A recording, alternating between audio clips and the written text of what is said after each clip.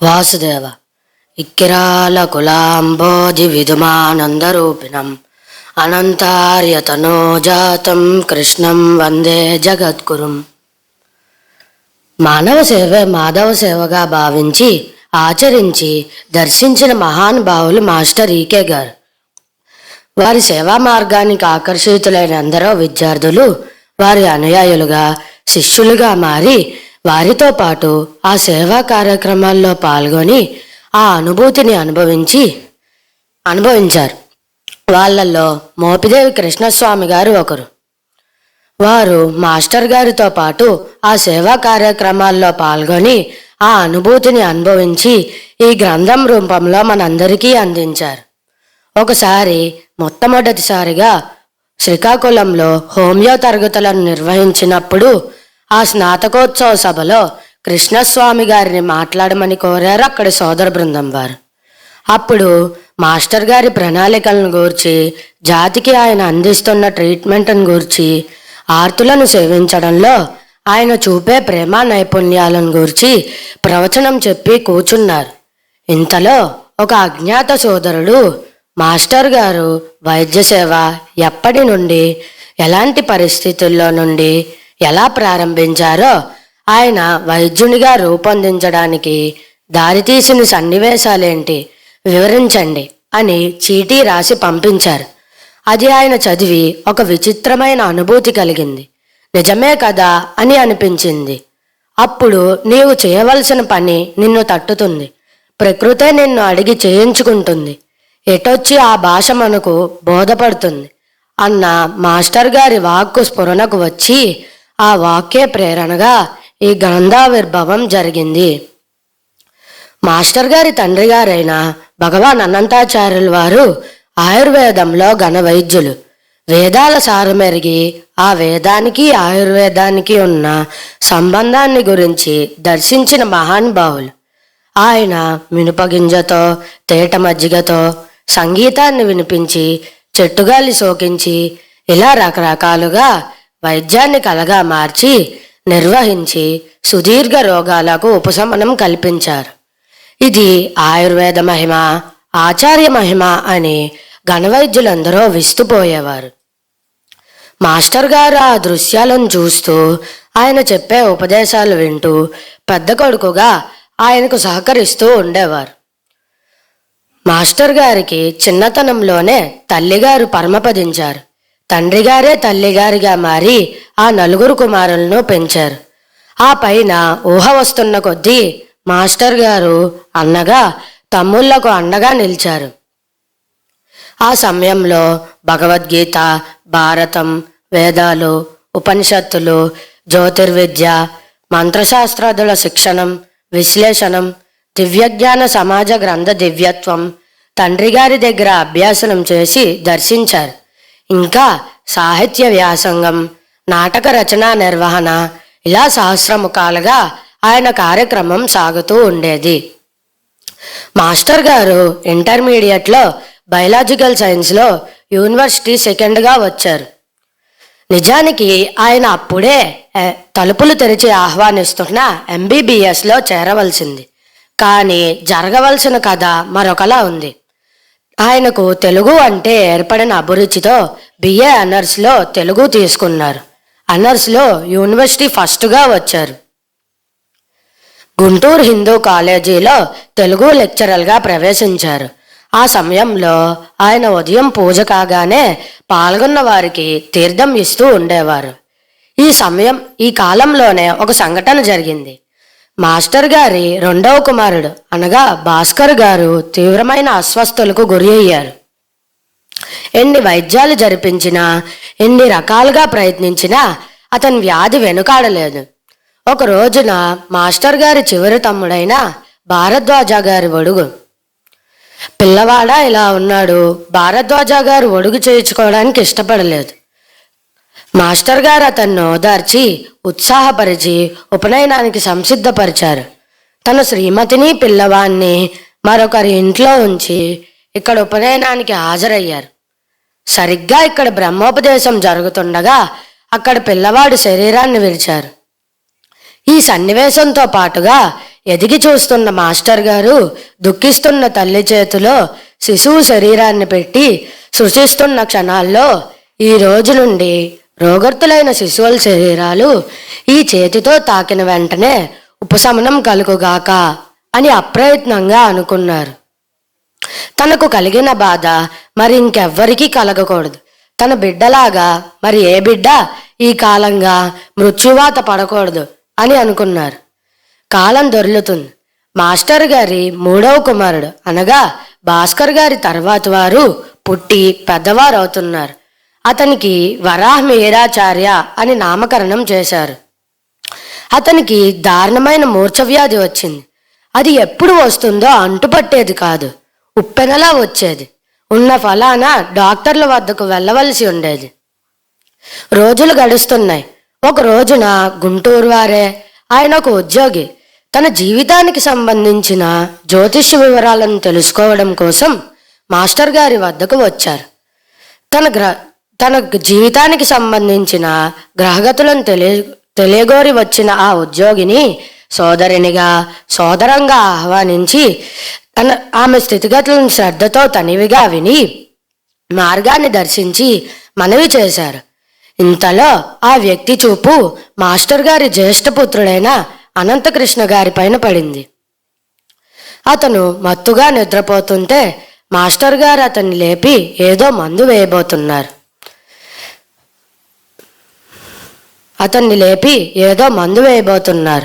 అప్పుడు ఆ వ్యక్తి వెంటనే ఆపి ఏమిటదని ప్రశ్నించారు. హోమియోపతి మందని మాస్టర్ గారి సమాధానం. దాని పేరు బెల్డోనా 200. ఎన్నాళ్ళ నుంచి వేస్తున్నారు? 3 రోజుల నుంచి. రోజుకి ఎన్ని మోతాదులు? 2 మోతాదులు. ఎవరు చెప్పారు అలా వాడమని? మా బంధువుల్లో ఒకరు. ఆగండి, ఆ కుర్రవాన్ని చంపబోకండి అని ఆపి ఇంటికి వెళ్ళి ఏదో మందు తెచ్చివేసి స్వస్థత కల్పించారు. ఆయన హోమియోపతి శాస్త్రంలో నిష్ణాతుడు. ఆయనకి మాస్టర్ గారు వరాహ మీరాచార్య గారిని చూపించారు. అతను ఇలా అన్నారు, ఈ వ్యాధిని తిరుగుముఖం పట్టించి వేయగల శక్తి హోమియోపతి శాస్త్రానికి ఉంది. మీకు అభ్యంతరం లేకపోతే ఆ వైద్యం తెలిసిన నేను నా సహాయాన్ని కర్తవ్యంగా చేయగలను అని అన్నారు. మాస్టర్ గారు అది దైవానుగ్రహంగా భావించి వైద్యం ప్రారంభించారు. వైద్యం ప్రారంభించిన కొద్ది రోజులకే మాస్టర్ గారికి PhD పరిశోధనకై అనుమతి లభించడం వలన విశాఖకు కుటుంబ సమేతంగా మారవలసి వచ్చింది. ఈ వ్యాధిని తిరుగుముఖం పట్టించి వేయగల శక్తి హోమియోపతి శాస్త్రానికి ఉంది అన్న ఆ వ్యక్తి వాక్కు మాత్రం మాస్టర్ గారి చెవులలో ప్రతిధ్వనిస్తూనే ఉంది. క్రమంగా మాస్టర్ గారి దృష్టి హోమియోపతి శాస్త్రాలకు సంబంధించిన గ్రంథాలపైన పడింది. హోమియో తత్వశాస్త్ర ఆర్గ్నాన్, దానికి సంబంధించిన పెద్దల వాక్యాలను తన నిషీధ దృష్టితో అధ్యయనం చేశారు. హోమియో మెటీరియా మెడికా అధ్యయనం నిరగాటంగా సాగింది. ఆయన చేసింది కేవల అధ్యయనం కాదు, సౌకల్యమైన సందర్శనం. వైద్యం ప్రారంభించారు. వైద్యం ప్రారంభించిన కొద్ది రోజులకే వ్యాధి నివారణ పొందింది. ఆ సమయంలో ఆయన చుట్టుపక్కల వారు అతని వైద్యాన్ని కోరడం, అతను చేయడం, నివారణ పొందిన వారు మరింత మంది రోగర్తులను తోడుకొని రాసాగడం. ఇలా మాస్టర్ గారి ఇంటి ముందు ప్రారంభించిన వైద్యం అతని గృహాన్ని ఒక వైద్య గృహంగా, క్రమంగా ఒక పెద్ద వైద్యాలయంగా రూపొందించబడింది. దివ్య స్పర్శతో మాస్టర్ గారి ఇంటి ముందు ప్రారంభించిన వైద్య సేవ ప్రేమమయంగా సాగసాగింది. ఆయన మందులకే కాదు, ఆయన స్పర్శకే కొన్ని వ్యాధులన్నీ నయమవుతున్నాయి అన్న ఆశ్చర్యానుభూతి సేవ పొందిన వారికి కలిగి స్థిరపడసాగింది. అంతేకాదు, ఆయన చుట్టుపక్కల ఉన్న లోపాలు సర్దుకోవడమే కాక కొత్త జీవం పోయబడుతుంది, కొత్త జన్మ ఇయ్యబడుతుంది. ఆయన మూర్తీభవించిన మాస్టర్ CVVగా దర్శనమియ్యసాగారు. ఆ వైద్య సేవ సమయంలో జరిగిన కొన్ని సంఘటనల గురించి మనం ఇప్పుడు వివరించుకుందాం. ఒక రోజున దూరపు పల్లెటూరు నుండి ఒక వయస్సు మళ్ళుంటున్న స్త్రీ మందుకు వచ్చింది. తన దాకా వచ్చిన ఆమెను పరిశీలించి, నువ్వొక పని చేయమ్మా, ఈ పక్కన కనబడుతున్న కిటికీలో మందు తీసుకొని ఇక్కడ కనబడుతున్న పూజ గదిలో కాసేపు కూర్చో అన్నారు మాస్టర్ గారు. అలాగే బాబు అంటూ తలూపింది ఆమె. ఆ అమాయకతతో కూడిన వినయంతో అలాగే చేసింది ఆమె.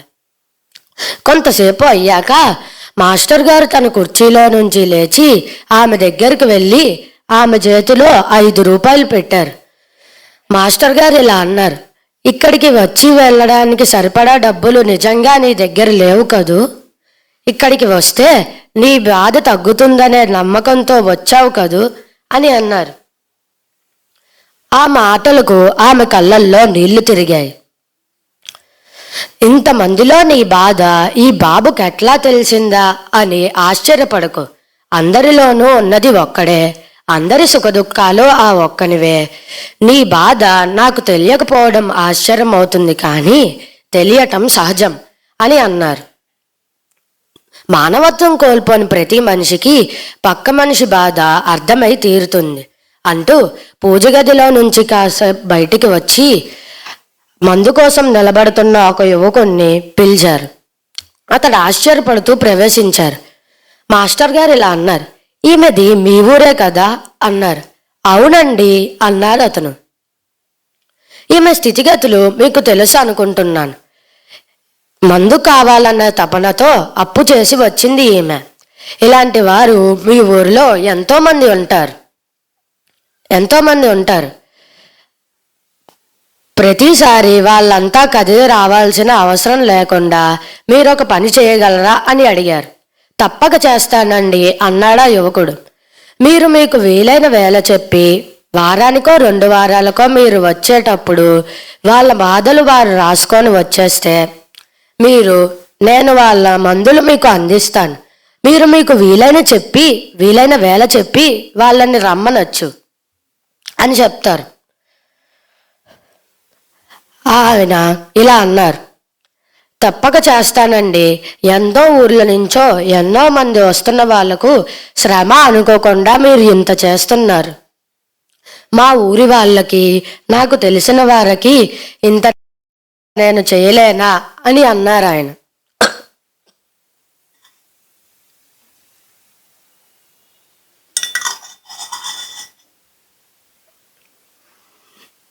మా ఊరి వాళ్ళకి, నాకు తెలిసిన వారికి నేను తప్పక చేస్తానండి అన్నాడు. సంతోషం. మీలో ఈ మంచితనాన్ని చూసే నేనుగా మిమ్మల్ని పిలిచాను. సిద్ధంగా లేనివారు మా దగ్గర ఎంతమంది ఉన్నా వాళ్ళ పని నేను చేస్తాను తప్ప వాళ్ళకి ఏ పని అప్పజెప్పను అని అన్నారు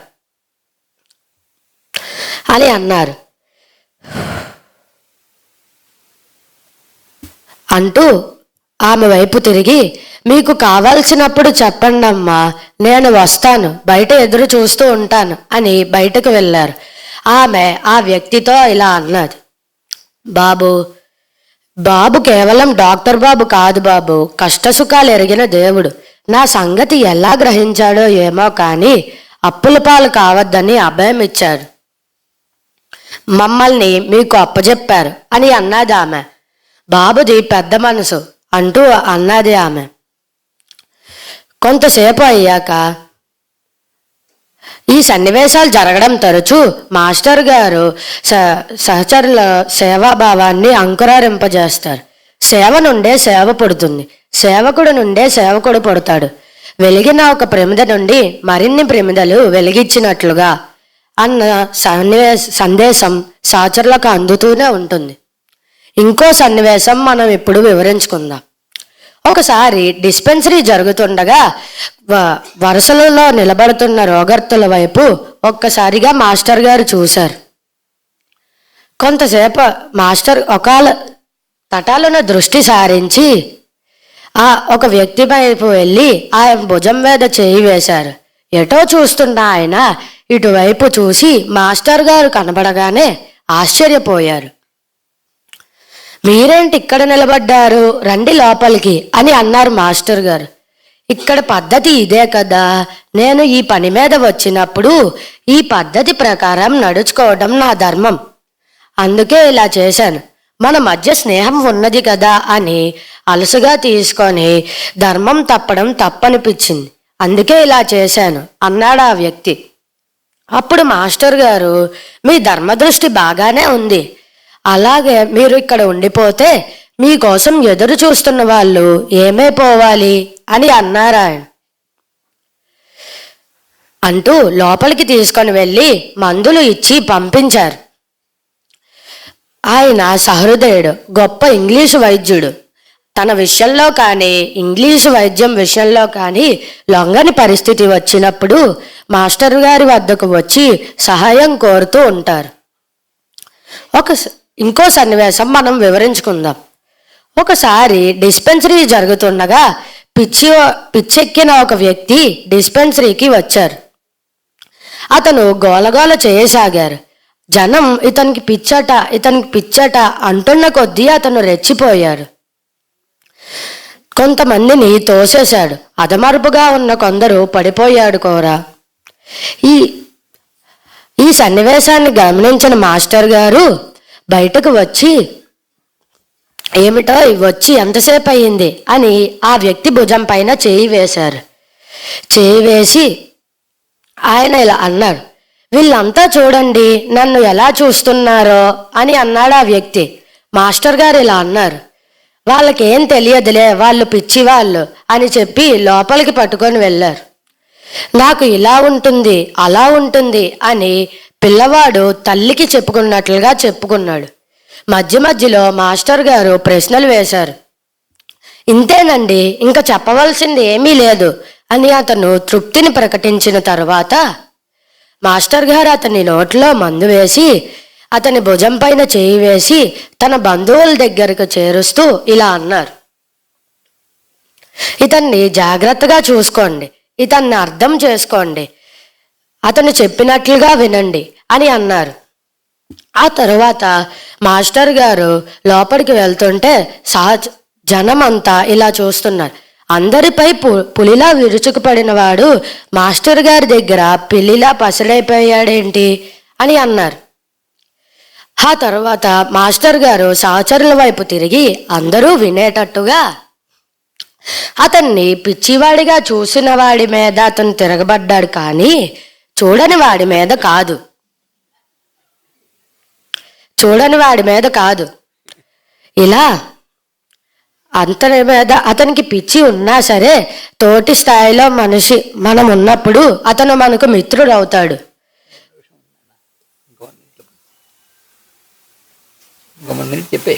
ఓకే. సన్నివేశం ఇలా జరుగుతూ ఉండగా మాస్టర్ గారు ఇలా అన్నారు, కొద్దో గొప్ప పిచ్చి అందరికీ ఉంటుంది, చిత్రం ఏమిటంటే ఎవరి పిచ్చి వారికి తెలియదు, ఎవరి పిచ్చి వారికి తెలియదు. ఒక ఊరిలో ఒక పిచ్చివాడిని వెంట పెట్టుకొని జనం అతని మీద రాళ్ళు విసిరారు. అతను వేగం పెంచుతున్న కొద్దీ రాళ్ళు విసరడం మొదలు పెట్టారు, జోరును పెంచారు. మధ్యలో వాళ్లకు ఒక సాధువు ఎదురయ్యారు. ఏమిటో ఈ హడావిడంతా అని అడిగారు. అతను, పిచ్చివాడండి, అదుగోండి చూడండి అని అన్నారు. అతను నవ్వుతూ జనం వైపు చూశారు. ఏమిటి అలా చూస్తున్నారు, నవ్వుతున్నారేంటి అని జనం అడిగారు. అప్పుడు ఆయన ఇలా అన్నారు, పిచ్చివాడని కొడుతున్న జనం భయంతో వెంటపడుతున్న అతనిదా పిచ్చి, లేదా అతని వెంట పట్టుకొని పని కట్టుకొని పరిగెడుతున్న మీదా పిచ్చి, ఎవరిదని చూస్తున్నాను అని అన్నారు. వాసుదేవ